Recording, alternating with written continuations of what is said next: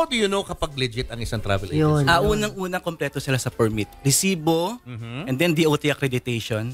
Okay. Yan, yung mga ano.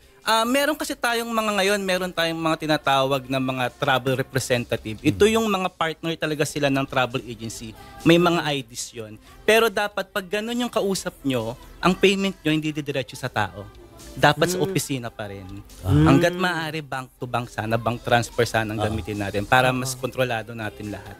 So, kasi nauso ngayon, ako, kunyari, for example, gusto ko ipakita yung Boracay. And meron akong mga kaibigan and maganda yung follower ko sa social media, ipopromote ko. So, kukonect ako ngayon sa isang travel agency. This travel agency naman, i-accredit niya ako. So, para magiging partner, sige, magiging partner kita, ano mo ako i-offer mo ako, i-promote mo ako. Pero dapat, pag ganun yung situation, pag alam yung sinabi ano lang ako consultant lang ako ng company na to.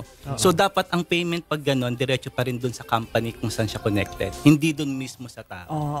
May mga ganun Even if tayo. she or he represents that company, hindi dapat personal account na yung papasukan ng ano mo.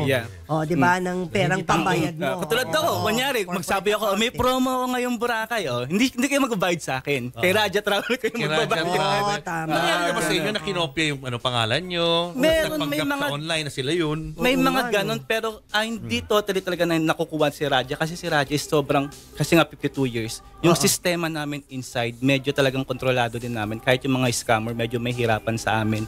Kasi maganda yung sistema na pinapatakbo ng chairman ng president namin, Ms. Aiden Clemente. So maganda talaga yung pakagawa niya ng mga proseso namin. So may hirap perfect yun yung system through the years, no?